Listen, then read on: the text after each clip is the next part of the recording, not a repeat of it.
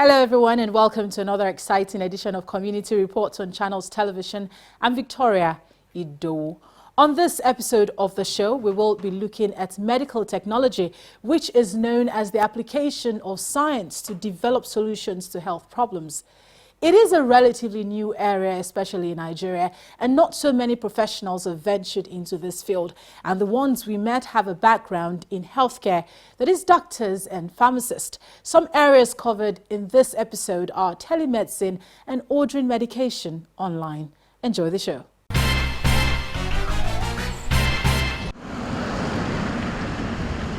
Over the years, when a person is sick or has an ailment, the first advice would be to go to the hospital.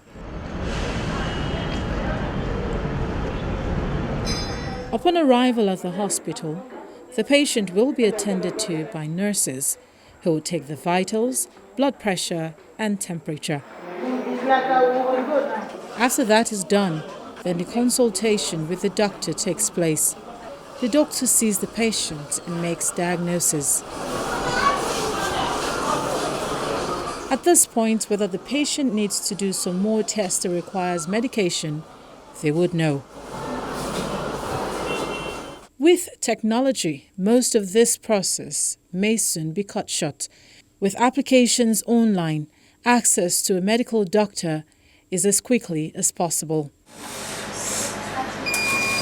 In recent years, technology in Nigeria has developed to include telehealth.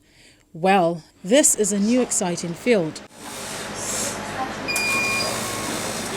Although one will say telemedicine is not relatively new, because the first use of video communication for medical purposes was first used at the University of Nebraska in 1959. The university established a two-way television setup to transmit information to medical students across campuses. 5 years later, it linked with a state hospital for performed video consultations. Update on that, US, whatever. Today, telehealth technology serves more rural communities without access to local physicians. These doctors are a few of the doctors in Nigeria who engage in telemedicine or medical technology. Ideally, in Nigeria, we should have at least 200,000 pharmacies serving Nigerians. And if we serve as the regulators for price and quality, then we can maintain operational standards across board. Although technology in the medical field is somewhat new, especially in Nigeria, doctors have found innovative ways to combine medicine and technology. If we put in a little money into the system, we can get a lot more value out of it. And that value democratization will help the people who are spending more in the hotspots like the cities to cross-subsidize for those in the rural regions that are not spending a lot. What we have noticed in the last few years and from the research is that Nigerians, over 90 million Nigerians typically spend less than $6 a year on healthcare. We need to be able to get healthcare to them. And we are starting on a trajectory where people will probably have to pay 22,000 naira now to sign up to Doctora. They get a lot of spending limits. And by the time we are selling to people in rural regions, we're asking them to pay 1,350, right? They also get a similar spending limit. Now, for someone in that region, the services that are available in their region are a lot cheaper than the services that are available in the region where most people who are paying 22,000 are. Combining medicine and technology may not be that difficult because technology is science in application. Employing technology in medicine has created ways to improve healthcare delivery with innovative ways of using technology in medical service delivery. We leverage technology to make sure that we can achieve more with less. And there's always, like I said, most of the things we use, we are used to around us, should be considered technology. However, we are now more focused on calling the electronic technology. So when, I think for the sake of simplicity, electronic technology is where the issue is. And as we go towards people who have that issue, we utilize the concept of assisted delivery. So, rural region, there are two problems I see. Number one, there might not even be internet signal there or coverage there. So I will need to have somebody that is moving around with a strong internet-enabled device that is now the proxy, that will also help with translation, local nuances, examination, for example, so that a doctor sitting in the city can consult for people in the rural regions without having to travel all the way there. In healthcare service delivery, with technology, a meeting point for healthcare providers and health seekers have been created. We have been used to recognizing hospitals as structures, pharmacies, diagnostic centers as our common healthcare marketplaces. What we are trying to do is to create a new list of marketplaces, new list of locations where you can actually meet and discuss with your doctor. As much as people say they want to go to the clinic, most of the consultations in Nigeria, I would say, is for, hello doctor, my friend, please, do you understand? So people are actually doing a lot of telemedicine, right? So why don't we create a scenario where, yes, they've said contact your nearest physician, and that is exactly what we want to do. We have over 4,000 consultants, specialists, for example, on doctoral. We have 6,000 more generalists, physiotherapists, fitness trainers, other people. So we have this pool of people. You should be able to register with one of them. Medical wastage is a major problem in the health sector, and this is caused majorly because the meeting points can sometimes be unfavorable for both parties. Regardless of the location you find yourself, you should be able to get healthcare in collaboration with your personal doctor. So you're in Ogudu. Your personal doctor normally walks around Ogudu. You normally see him at one of the doctoral clinics in Ogudu. You can call him anytime, he will still answer you, right? You can do video call with him, he will still answer you. Then, if you happen to be in Lekki and you were sick, he should still be able to answer you from Lekki and admit you to a clinic or hospital in Lekki to come and see you tomorrow morning, for example, and give the instructions to the people in the hospital in Lekki that, oh, this is one of my patients, she's coming in, please admit her, put her on this plan, start the treatment, I'll come and review tomorrow morning. Now, The COVID-19, which affected a lot of businesses negatively, has a plus, as doctors are able to treat patients now virtually. Technology has brought patients closer to doctors. since it's a closed system, they can always just go on the application, book the appointment with the doctor, and put in they speak to the prompt. The prompt says, okay, enter your code. They put in the code, they identify who they are, and then they go ahead to speak to the doctor. This is done by maximizing the utility of the capacity of the space by making it affordable for everyone. We haven't been charging anybody, and we haven't been giving anybody spending limits. We're just providing the technology, and mostly what we've done has been a booking platform. So patients can book doctors, doctors can book facilities. Very simple, straightforward. As medical technology widens, platforms where patients meet with doctors virtually are also made possible through telemedicine. On Wellvis, we have different product lines or different features, if I may say. And what we do primarily is we provide telemedicine services. So what the telemedicine service does really is to provide access or to improve access for health advice, health consultations, that is also then being provided by different kinds of doctors on the platform, or rather let me say different kinds of health workers.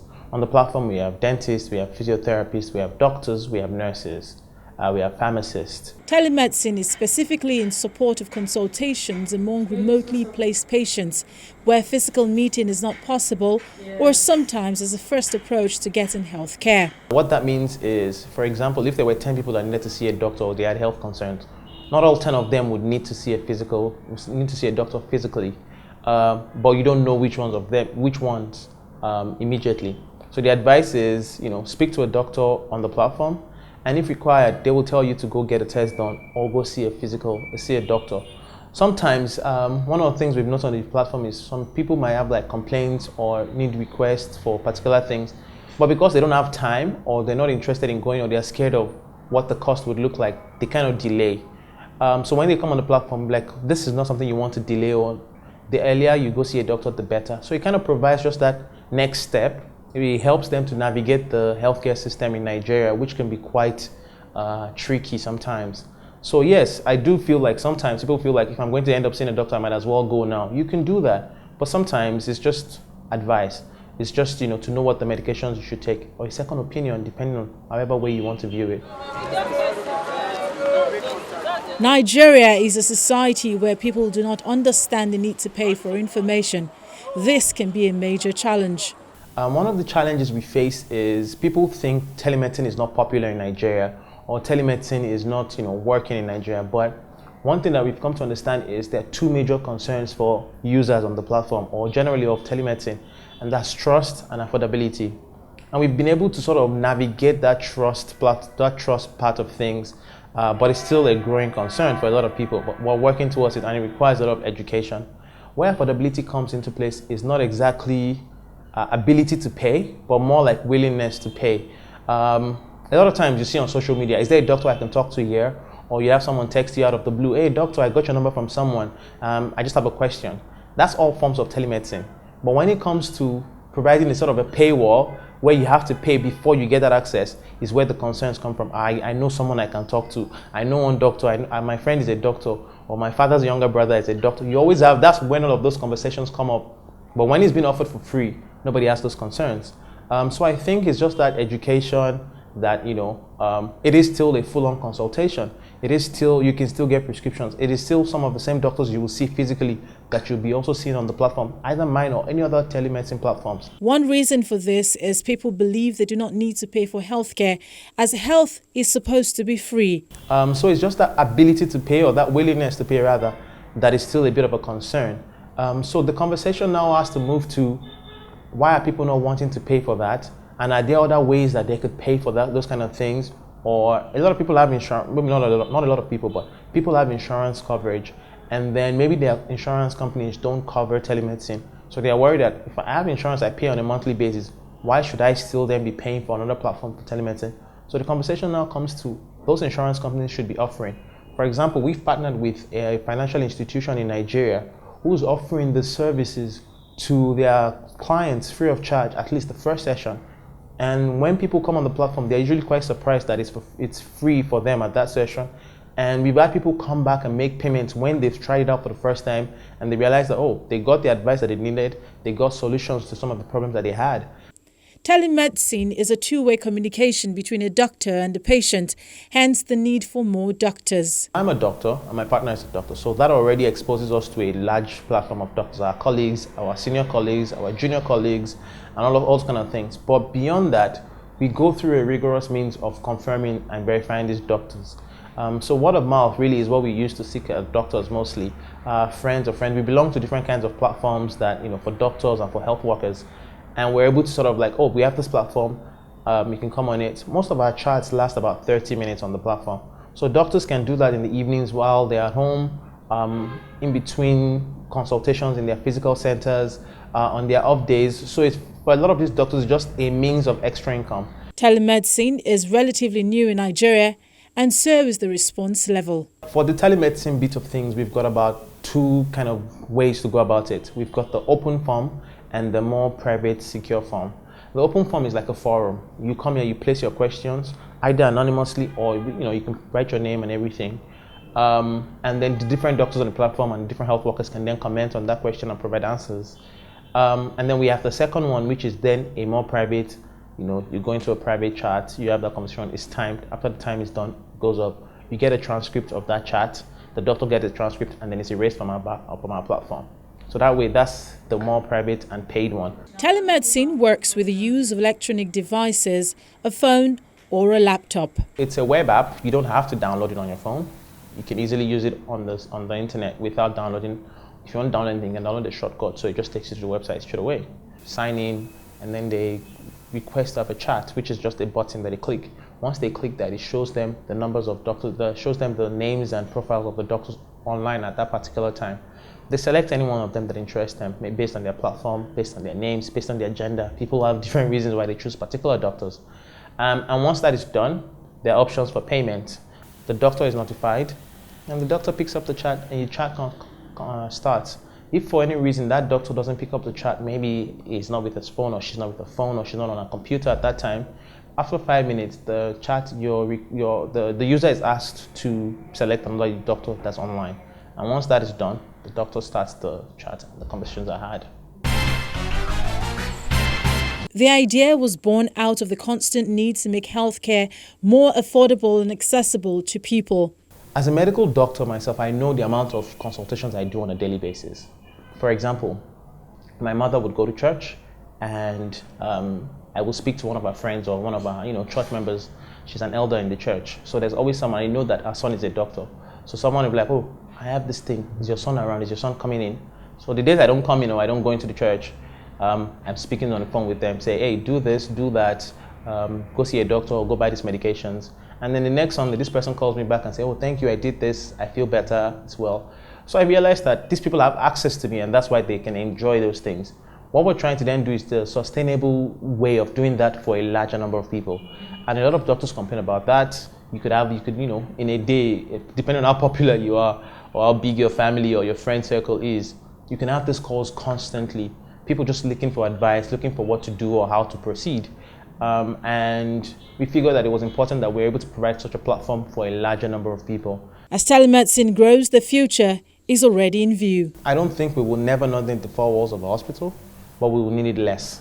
So what would happen with telemedicine, or generally, let me say telehealth, is that you can start to do virtual monitoring, you can start to provide home care, even better.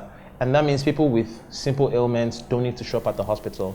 People with chronic conditions don't have to show up all the time. The conditions don't have to get really bad for them to show up at the hospital. So you're likely to go to the hospital less, but you will still at some point. If you're about to deliver a baby, you would have to go into the hospital to deliver a baby.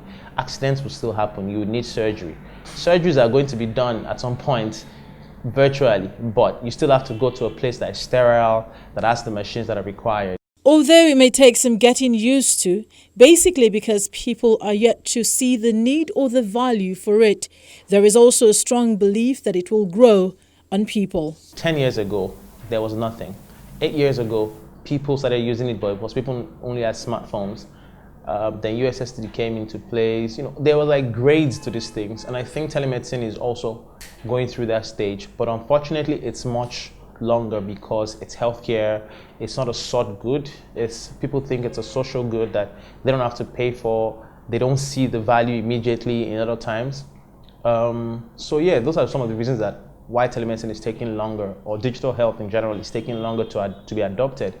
But I do see a gradual uptake. For example, because of the kind of population that we have in Nigeria, where what we call, there's a huge number of what we call the digital natives. The people were born during the age of, doing everything on their phone. You can order food on your phone, you can order taxis on your phone. So you can start to order doctors to come to your house, either in person or just virtually. Accessing healthcare virtually may have been the saving grace for many during the COVID-19 pandemic. Before COVID, we were on a very, we're an early stage company, we're growing. And some of the requests that we've gotten post-COVID has, pushed us out into the limelight, and there's a lot more expectations from us. And sometimes it feels like, oh, is this too much? Or is this where we want to be? Are we moving at the pace that we are? But thankfully, we've been able to cope and handle all of the things that, has come to us in this time. Innovations in medical technology does not stop at telemedicine. There are a lot of innovations in the healthcare space right now. And what really is innovation is, it goes beyond technology. But if we're facing, and we're talking particularly about the technology bit of things, one of the major ways where technology is playing a huge role in healthcare is the digitalization of healthcare records. When you're able to digitalize healthcare records, you're able to analyze and get insights into how people are seeking care, what they are seeking care for, how much they are paying, and how they are paying for it. And all of these things can be put into the next phase of things, which is decision making. Generally, getting medication is done physically at a pharmacy, but today with technology, it can now be ordered online. There are medicines all around, and some people don't know where to find it or how to access it. If they haven't been given their prescriptions and their medication in the hospital, they tend to go to the pharmacies around them. and then they don't find, and they think that the medication does not exist. So that was what we started with, addressing access to medication. And the way and approach that we did it with was to use technology, even low, simple technology that helps us to create a messaging between where there is a supply, that we brought in an aggregation of over almost 1,000 pharmacies, and then where there's a demand. Again, the COVID-19 pandemic has helped a lot of businesses become innovative in several ways. We launched 3 years ago, but during the lockdown, we saw demand for our services skyrocket. It went 5 to 6 times more than what we normally got. And why? Because telemedicine began to make sense. We had always been promoting adopt telemedicine, but when the needs seemed to have arisen during the lockdown, it seemed to make sense. But telemedicine is just one leg of the care provision. You're seeing a prescriber who is able to carry out a diagnosis, conduct a diagnosis, and then give you a prescription. We happen to have then been the ones that were filling the last mile. The first step to accessing healthcare now starts with the use of technological devices like a phone or a computer. We've loaded almost 10,000 individual items on that particular platform. Some with pictures, some without pictures. But the point is, go in there and type in your medication requirement. If you find it there, then it takes you through the journey for you to even place your order. If it's a prescription-only medication, meaning you must show evidence of a prescription, then it also takes you through that process, and we get the alert when the process is completed. Buying medication online is a new field in medicine, and technology has been a source of development in this space. This is something we couldn't have done 10 years ago. So the reception has been great. What we think we need to work on is the scaling of this solution to many more people to know it exists. And the more we tell people, they're amazed at where have you been all the while. Another thing that has amazed us is the reception even by Nigerians in diaspora. With technology taking over, it is augmenting the health sector and not trying to replace it. Ideally, in Nigeria, we should have at least 200,000 pharmacies serving Nigerians. Do you know the number of pharmacies we have? We have less than 5,000 licensed pharmacies. That's a huge gap between 5,000 and 200,000. We can work rapidly to increase the numbers of pharmacies, create more brick and mortar, convert some locations so that we can get across. But you can never be able to leapfrog without technology. So they work hand in hand. One major challenge they face as a business is logistics. One of the things that we have as a challenge all across Nigeria, especially for small businesses that are interacting at the last mile, is logistics. Actually moving goods from one point to the other has become quite expensive. So you're on a medication, probably your antihypertensives, and everything you need is about 3,000 for the month. And the logistics is 50% of that. So it becomes a deterrent. We are guaranteeing you the most affordable, we're guaranteeing you genuinity, but we are unable to cut the cost of logistics. Telemedicine has now made it easy for patients with mental health, as they can now access healthcare remotely. A lot of mental health examinations are things I can do over the phone. And as such, physical examinations do not take front row. You do all the examinations, but they are not physical examinations. And which is why I think that telemedicine works perfectly for mental health. Even with other things too, people are beginning to use telemedicine for it. There was COVID, nobody wanted to go to the hospital, and people still needed to receive care. Mental health is an issue that affects people, and accessing healthcare is important. Telemedicine is something that already started happening before COVID, because it's a great way to cut costs. You cut the cost of hospital accommodation, patients' transport costs. You cut a lot of things. The importance of accessing telemedicine becomes prevalent during the COVID-19 pandemic. And even before COVID, telemedicine was important. Telemedicine had begun to take root. But then with COVID, it became more imperative for us to look for alternative ways to deliver maximum care. Just as a reminder that the COVID-19 pandemic has not been wiped out completely, and everyone needs to remain careful. my temperature. I cannot be on that. And that's our stop for today. Thank you so much for watching. Please remember to keep a safe distance and wear a face mask. If you miss any part of the show, you can check it on our YouTube channel. You can also send your comments to the social media handles showing on your screen. I'm Victoria Idowu. Do have a great week.